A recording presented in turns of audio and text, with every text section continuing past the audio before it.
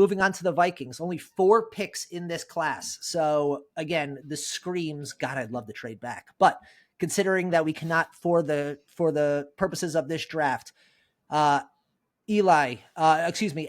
who we drafting at number 24? Malachi Starks. Great safety.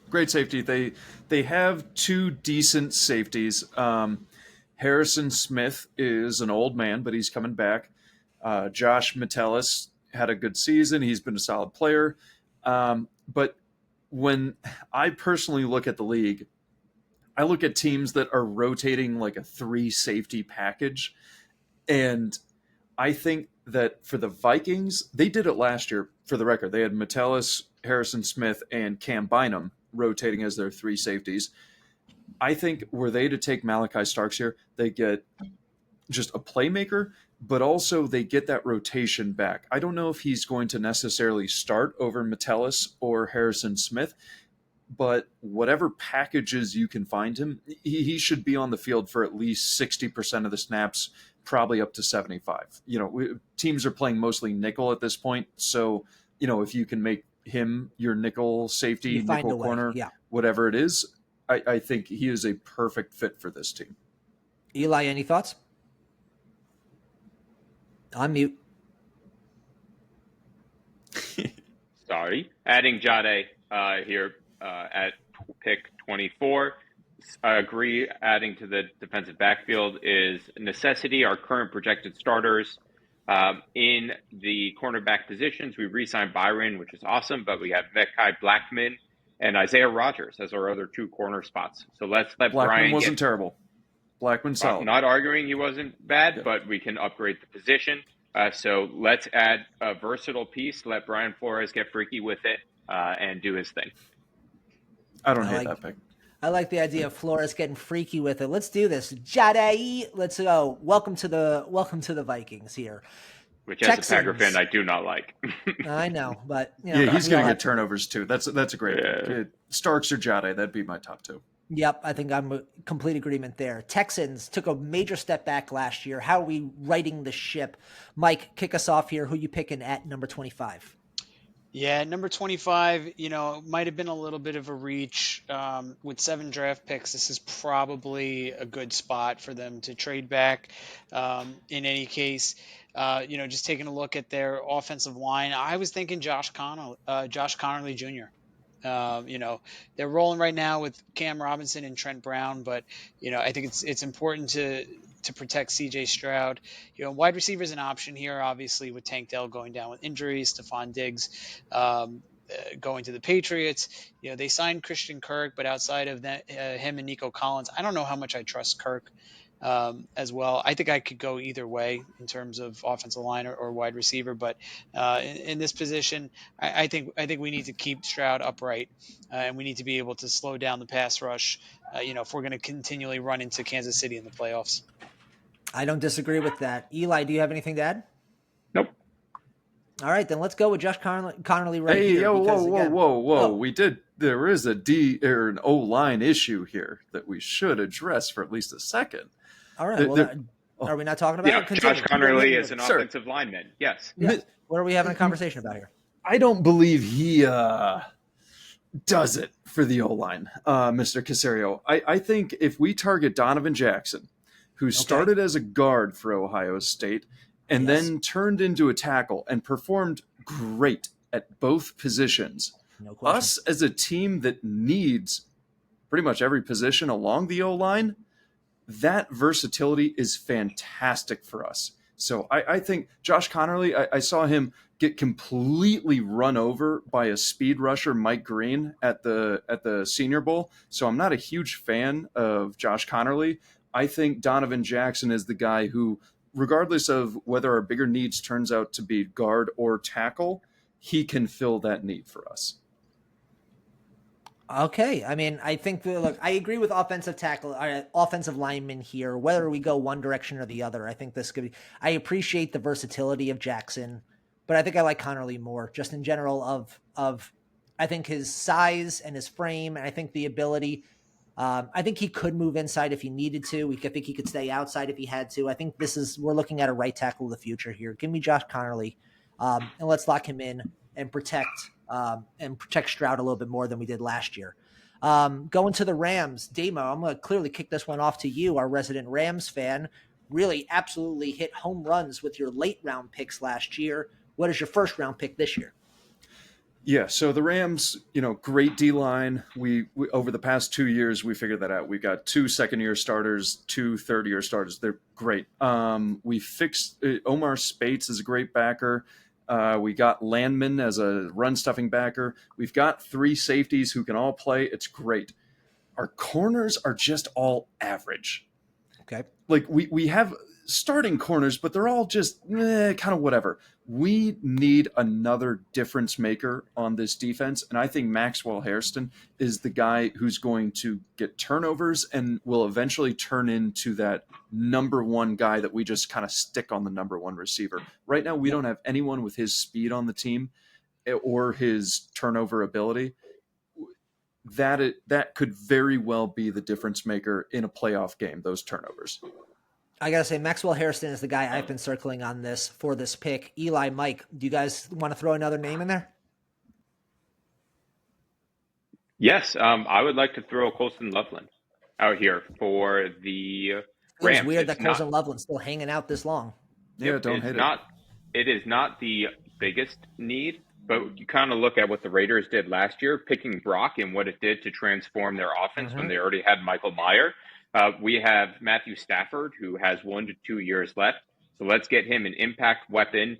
We have Tutu, we have Devontae, we have Puka on the outside. So let's add one more model to this team. All right, this is a team where, okay, let's just stuff them in, make this as exciting and as difficult to defend as possible, and let McVay have weapons to design around. I gotta say, I like both of those picks. Mike, be my tiebreaker. I'm going Maxwell Harrison. I think the Rams need some speed in the back end of their defense. A lot went wrong during that playoff game against Philly, but granted, the snow that came in the second half, really, you couldn't stop Barkley. There's no real answer for that here, but I think that was no fault of the defensive line really. So I'm going Maxwell Harrison. Like I said, shoring up the back end, adding speed. Okay, I think I agree with you here. Hairston, let's lock him in for the Rams here, and that young, really young and inexpensive defense continues to add another piece to it. As Loveland continues to fall down the board, I'm not going to let him stay here too much longer. Let's go to Baltimore here, who is picking at number 27. Obviously, we're talking about the good teams now, so less holes, more high upside, more depth. Let's get into that. Mike, start us off with Baltimore here. Baltimore, I kind of took a different approach and hoping that this one, I don't get too much flack for this one, but just trying to vet my lists here. I like Tyler Booker in this spot. I really think they can add to the interior of that offensive line. They can really, Derrick Henry is coming up on his age 31 season. He's still got some juice in the tank there, but I think they really need to lean in heavy on that interior ground attack, grab Booker, and just start knocking people out right in the middle of that line. Eli? I really like the idea of adding Shamar Stewart to this defensive line. The Ravens love big, strong, powerful edge rushers. The sack production wasn't there, but he is literally the most athletic defensive tester in the history of the RAS score. And adding him to the pass rush in the cold against the Steelers, being able to affect Burrow is going to be incredibly important to winning this division. I love the Shamar pick here. I happen to agree with Shamar here on this front. Look, I think if there's a player and team match that goes the raw skills of Shamar with the coaching ability of John Harbaugh and that team and that defense, which continues to take good players and make them great. With Kenneth Grant off the board, Shamar Stewart here. I absolutely love that pick. Let's lock him in to the Raiders. Oh. We're going to keep this moving. Here. We're going to keep this moving. My God. Sir, what are we doing here? The D-line was not the issue with this defense last year. The defensive secondary was the issue with this defense last year, and they are playing against receivers like Jamar Chase. They're playing against DK Metcalf. They're playing against George Pickens, T. Higgins. The Okay, Browns have Jerry and what Jeudy. cornerback do you have in this spot that you'd put up against those right now? I mean, we've taken a lot of the good cornerbacks and taken them off the Yep. board. We have not taken the athletic freak in Siobhan Revell from Eastern Carolina. And so along the same lines of the fact that the Ravens like drafting just physical players, this athletic freak can absolutely, at least athletically, hang with those top receivers. And now the Ravens, I trust us as a team to develop a corner such as Siobhan so that we have him on one outside, Nate Wiggins on the other outside, and Marlon Humphrey at the slot corner, and then we have Kyle Hamilton playing the deep middle. I don't see, assuming we develop Siobhan how I believe we can, I don't see a better secondary in the NFL than that. We already have Nate Wiggins, Marlon Humphrey, Kyle Hamilton in the secondary. Our current starting edge rushers are Kyle Van Noy and Broderick Washington. No, One of they those is got not like the other. Odafe David Ojabo, I think, or did Ojabo go to the Patriots? Maybe, but no, He's they, still they there. do. They do have some edge rushers, but right now, this is completely based on the division they're in. I agree. Shamar Stewart, if I wasn't picking a corner, Shamar Stewart's an amazing pick for them because edge rusher is the next need in my mind. But getting an athletic freak who may actually be able to match up with those aliens in your division, that I think is pretty much the only way you're going to be able to consistently shut down those offenses if you have the best secondary in the league. The only That's thing why I we will took Nate Robinson last year. the only thing I will say to that is Wiggins? that the Wiggins, yeah. Ravens we did make an adjustment after the second Cincinnati game. After that, did not allow more than 24 points in a game. I do believe that they made a shift at one point where Kyle Hamilton was playing more single high. Yeah. That helped limit a lot of the damage. So Yeah. it came in more scheme rather They than it did did. lose some players though from that defense. I think they can still make the adjustment. We lose players every year, and They and lost a still great somehow safety in Ardarius Washington. Like they lost a great cover guy. What's I the know pick, we can. GM? Where are we going? I was gonna Yeah. say I turned in the card a little bit ago. I was letting you guys hand it out. Shamar Stewart is going to add to this roster again. I think the way that this team can coach him up and turn him from, I think this guy screams, "Oh, look at the Ravens! They drafted somebody in the back half of the first round, and he's a top half of the first round talent." Shamar Stewart, let's lock him in there. Let's move on to the Lions as we were trying to go before. No new offensive coordinator. No more do they get to fall on Johnson here. So what are we doing to make sure the Lions stay where they are atop the NFC North? Mike, start us off here. it's edge rusher. I mean, last year they lost Hutchinson after a few games, and when you look at their last 5 weeks, they were one of the worst defenses in the league. They allowed the highest passer rating. They allowed the most yards per game, and that all led to a perfect storm of a first round exit against the Commanders. So I think James Pierce is that edge rusher that they've been looking for to pair opposite side of Aiden Hutchinson. This is also a perfect spot for Derek Harmon, who I believe is still on the board as well, He is. to help them shore up the run. I'm kind of on the fence between the two, but considering how they dealt for Zadarius Smith, I believe it was the year before last, pass rush is a premium, and James Pierce is a guy that can really wreck the game, and I think that would be scary. Pair him opposite of Aiden Hutchinson. Eli? Yeah, I'm in agreement with Mike. He has some character concerns. The motor can run hot and cold. The flashes are there. Aiden's going to keep him in line. Dan Campbell will certainly keep him in line. Keep him in line. And so I think adding the athletic pass rusher with a few character concerns makes a lot of sense. Adam, any last thoughts? Yeah, I don't know that we can assume that having a good coach or having a good teammate is going to keep someone in line. It just there've been so many guys that increases the chances, but it's not a solve all. Yes. Exactly. And that's not someone I would take in the first round. I look at the Lions and the middle of their offensive line overall is kind of degrading. They're just getting older. Penei Sewell's great, but Graham Glasgow, Taylor Decker. There's another guard I'm forgetting, but they're just getting a little old, and it's not what Dan Campbell wants. I think he wants that O line to dominate other teams, and I think they still have good D linemen across the board, including the edge rusher is an issue a little bit besides Aiden Hutchinson, but Josh Paschal, he's Yes. decent. Pascal, yeah. I think O line's the issue. I think Tyler Booker is the pick here, and I think that's what's going to keep us just running over teams and, you know, running over teams, but then also allowing that play action to operate completely freely when everyone thinks we're running the ball and, oh, it turns out to be a pass.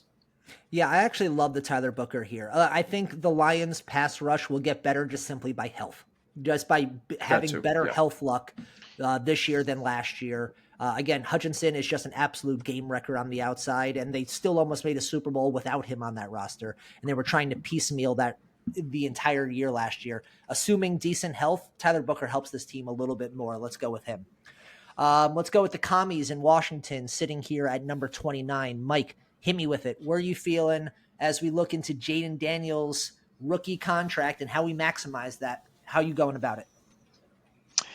Yeah, I think you're doing it by defense, Kyle. Taking a look at the secondary here, Will Harris, they signed over from New Orleans, and Quan Martin, between the two of them had 2 combined interceptions in 2024. I'm liking the top. I'm liking the top safety that we have here on the board. Let's put Malachi Starks in that backfield. Let's get a playmaker. Let's get a ball hawk, and a guy that can help stabilize the back end of the defense. I gotta say, offhand, I really like that pick. Eli, Adam, do one of you guys have something to argue? Yeah, this is not about need. This is about adding talent to a talented team. And Colson Loveland is still here on the board, Still here. You're right. Honestly, arguably a top it's getting 10 harder player and in harder this to move. draft. Yeah. At pick 30, I understand that our tight end depth chart, we have old Zach Ertz. We took Ben Sinnott in the second round last year, but we can't deny the talent of Colson Loveland and pairing him with Jaden Daniels. I gotta say, I absolutely love that. I forgot that Colson is still on this board because, God, it feels like he shouldn't be. Yeah, let's go with Colston here. Again, it just feels like a laughable tool for Jaden Daniels to use both inside, outside, however they need to use him. Colston Lovett, and a better blocker than people give him credit for. While Good they're also blocker. trying, Good blocker. yeah, while they're also Yeah. trying to protect Jaden. Let's go Colston Loveland here, who I think the gap between, as we spoke about in the Pass Catchers Pod episode, the gap between Loveland and Warren is a lot closer than what we just put on this first round pick. I think that's phenomenal value for the commies there. Let's go with the Bills as they look to finally get atop the AFC.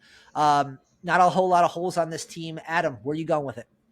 Yeah, I think that's an important point. There's not a whole lot of holes on this team. And when I look at their defense, I started with their D-line. And their D-line, they don't have a whole lot of huge defensive tackle run stuffers.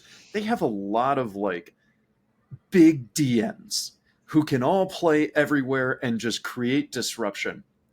And then I look at their secondary, and it's kind of the same. They got a bunch of different safeties, bunch of different corners, no necessarily stars, at least that I'm remembering right now.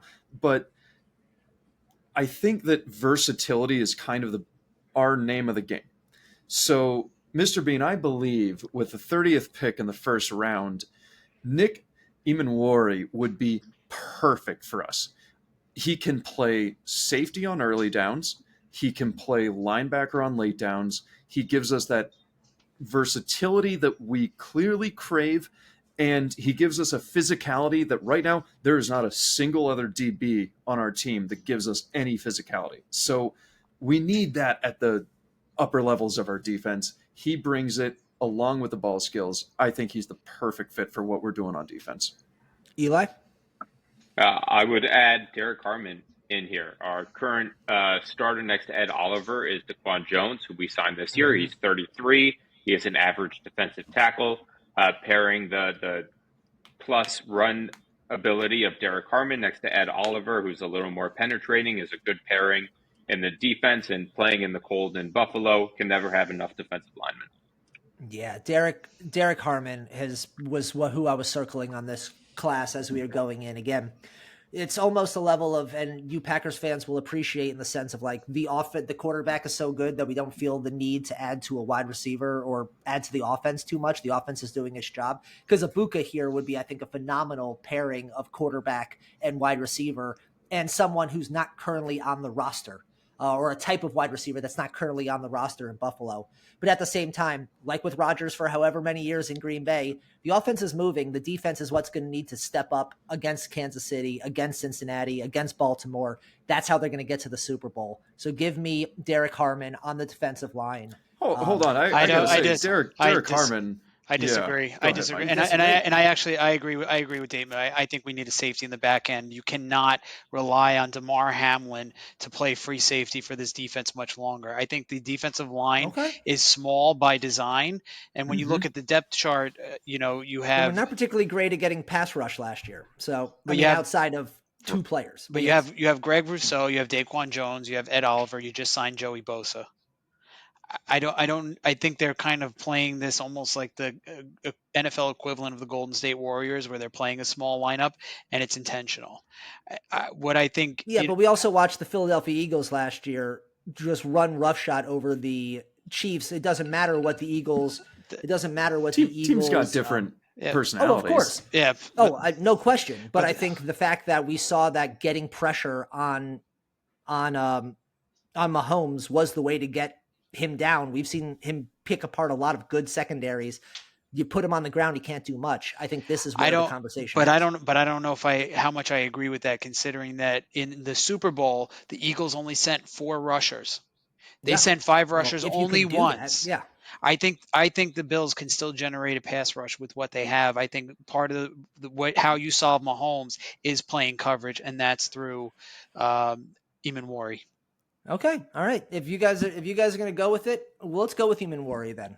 If you guys have not overruled me, but you've convinced me enough that I think we can improve the secondary and expect the undersized defensive line to get enough pressure here.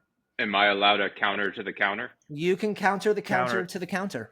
Okay, so we drafted Cole Bishop in the second round last year. All right, Yes, so DeMar may not start this year, and we're relying on 30-plus-year-old Joey Bosa, who can't play an entire season, to be a consistent factor for us in the pass rush. That was my thought. Yeah. And yes, they only sent 4 guys per play, but it wasn't the same 4 guys. And their ability to rush only 4 was because their defenders are fresh, because they were sending hockey shifts in to be able to rush the passer. That would be the counter. So right now the Bills have We're going to wrap up this conversation here. This is a good conversation though, because the Bills could go a lot of different directions. Right now the Bills have Joey Bosa, AJ Epinesa, Michael Hoyt from the Rams, who you guys might not know, but was a very, very effective rotational pass rusher for us last year. Greg Rousseau. They have Daquan Jones, Larry Ogunjobi, and Ed Oliver. That is 6 defensive linemen who are going to get consistent, significant time pretty much on any team they play with in the NFL. The overall production is not what we would hope. Yes, they're not top 5 in the league in sacks, but those are good defensive players. And so I think I want to go back to your model argument where, we got a lot of models. Are you really going to notice another one? I don't know. I don't think those models are as hot as you think they are. Like I think these are 330 pound Instagram models are still hot. It's fine. I think the only thing to add to that is Cole Bishop is really more of a strong side safety, whereas Damar Hamlin is your center fielder, and again he doesn't take the best angles to the ball. He's not a sure tackler, and you got to get someone better in the back end. Yeah. Just for my personal draft philosophy, you can wait on safeties. Finding big guys is harder. That'd be my final point. I happen to agree with you there. I also think the safety class, we've a couple safeties still available out there that could be available if the Bills want to trade up. 10 picks in this class. They could trade up a little bit into the second if they want. I believe they've got 2 second-round picks coming up in this class. I think we have enough time to grab a safety. Sounds like a great time to draft a D lineman in a strong D line class. I think Derek Harmon is the right pick in this scenario. Look, I don't think that a safety changes the equation as much as getting enough pressure on the quarterback here. So let's add Derek Harmon. There's all those names you just mentioned, not enough production. Not enough production if we're going to go against Kansas City, Cincinnati, and Baltimore. I feel like Vrabel when they traded away A.J. Brown, just watching it happen and being able to do nothing about it. No, Good. I feel like there and stare at the screen. I feel like Rex Ryan when they drafted Quentin Coples, and I was there in the war room, and he was screaming at the general manager at the time. Yeah. Hey, we were You were working in that the war draft room? together, Mike. I was in Florham Park. I was in the next room over, and you can hear them yelling at each other. Oh, Yeah, we were working that draft together. I was at Radio City. nice. All right, let's move on to the Chiefs. Obviously, getting bum rushed in the Super Bowl is going to be the first thing that we need to handle on this. We've got 2 picks left. Let's knock them out. Eli, if I need to get back to the top of the mountain, how are the Chiefs doing it? Well, the original selection I had here of Tyler Booker is gone. So looking at my board, we just lost Justin Reed. I would throw either of the safeties up here for you. Malachi Starks, Nick Emanuwari. Take your pick. Both would add to the defense. Adam? I'd go Malachi Starks. I'm leaning I towards think Malachi as well, who I'm a pretty big fan of, and I'm kind of surprised he's still available on this board. Mike? Yeah. Sorry. Go ahead. No, I was going to agree with the sentiment. I think, putting him in that secondary with Trent McDuffie. I mean, edge rushers is definitely a need, and if Colston Loveland was still on the board, I probably would have lobbied for him. Oh, for sure. I think as a Kelsey replacement, no Oh, yeah. question. Almost a like for like player to a certain extent. I mean, Malachi Starks here. Unfortunately, with the offensive tackles coming off the board the way that they have, offensive tackle is probably the biggest thing that I would want to grab. If this was a real draft, I'd probably look to see if I could trade back a little bit closer to where more offensive tackles would be, because right now the run on offensive tackles hit and I came away with nothing. But if I can't do that, let's improve that secondary. Malachi Starks does quite a bit of that. I think that guy's a ball hawk. I think he could do the things that I need to do, especially against the pass-happy teams we're going to be facing in the AFC. And let's finish up with our defending champions, the Philadelphia Eagles. God, that sentence hurts for me to say out loud. Howie Roseman has been basically the GM equivalent of Jesus at this point, because everything that he touches has turned water to wine. Let's round out. How do the Eagles go about trying to repeat for the first time since the team before them? Eli? I would, how we won our championship based off of our defensive line and our pass rush, and we lost more talent than I think we realized this year. Sweat left. We have an injury in particular. Yep, injury in Nakobe Dean, right, who's probably going to miss most of this season. So we actually lost quite a bit of juice on the outside. So I really like Nick Scourton here, the defensive end out of Texas A&M. Yes? Can I get confirmation from the crew? Texas A&M. And he added some weight this year and lost a little bit of his burst. But if you look at his tape from 2 years ago, he has the juice and athleticism and kind of the way we like our edges to play to continue to keep the strength of our defense the strength. Adam? So I think that this defense does need a little edge rusher help, but this edge rusher class is deeper than where they need help elsewhere on the defense, which is safety. So right now they have Reed Blankenship and Sidney Brown. Sidney Brown showed some things. We don't know what he's going to be. But as I've already said, I am a huge fan of the 3 safety sets. Be very versatile, can keep just 2 corners on the field, which they have 2 good corners. Throw those 3 safeties on there. That's your nickel defense. Xavier Watts out of Notre Dame, I think, would give this defense more versatility while they still have a good D-line and can still add to it in the second round. But I think they need a safety, and I'm not sure it's going to be there in the second round, at the end of the second round. Mike? I can agree with that. Just looking at their defense right now, Jordan Davis, Jalen Carter, Nolan Smith, some injury concerns there. Zach Bond was an absolute revelation. N'Kobe Dean, some injury concerns there as well. And then Bryce Huff. You can make an argument here for Carson Schwarzenegger. I mean, he's a guy that can play that Vic Fangio Tampa 2 defense. He's a guy that can really run with the running backs and tight ends and drop back Yeah, I into think that's coverage. a perfectly fair. I think that's a perfectly fair spot for him to go. I mean, look, I think it's very clear the offense of this Philadelphia Eagles team is set. It's really how do we replenish the stars on the defense. Now they got really good. I mean, they picked 2 cornerbacks / safeties, if you want to put DeJean in there, as their spot in the draft last year. Where do they want to go with this? Do they want to go line? Do they want to go safety? Emin Wari, like I said, I think would be an interesting player here as well. I think there's a couple different spots. I like the Xavier Watson, Nick Scouton picks. I think I'm going to lean Watts in this conversation, though. Again, I think there's with the defensive line as good as it was last year, even if we take a step back on this front, I do expect that if we're going to lose a little bit of strength up front, let's add to our strength in the back. So let's add another safety to this conversation. And I think this team, again, continue. There are very few holes on this team. Even though they lost Sweat, they're not going to be able to replace him with anybody right now in this class. Let's go Xavier Watts to round out the first round. Guys, this was a labor of love, but it was a lot of fun. Thank you for everybody out there who gave a listen to the full episode. Please let us know on Twitter because we'd love to shout you out in a future episode here. We'll send you some But that swag. just about finishes up our show for today. If you enjoyed the show, then make sure you subscribe to wherever you listen to your podcast so you don't miss an episode in the future.